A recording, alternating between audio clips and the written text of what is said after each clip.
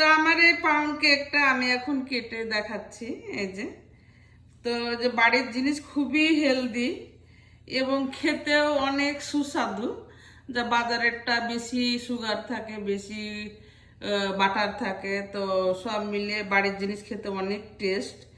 এবং দেখাচ্ছি আমি যে এটা কত সফট হয়েছে, যে এই যে দেখুন। আর আমার এই ছেলেটা, ছোট্ট বাচ্চাটা, ও সবসময় দুধ দিয়ে পছন্দ করে, তো ওর জন্য আমি দুধ জাল দিলাম। এখন ও বসে বসে আরাম করে দুধে চুবাবে আর খাবে। আমি আজকে একটা পাউন্ড কেক তৈরি করব। তো আমি এখানে 4টা ডিম নিছি, 1 কাপ চিনি নিছি, সয়াবিন তেল নিছি, দিব বেকিং পাউডার, আর 1 কাপ ময়দা, আর ভ্যানিলা। ডিমটা আমার ফাটা হয়ে গেছে। এখন আমি এর মধ্যে আটা, মানে ময়দা আর বেকিং পাউডার দিয়ে হালকা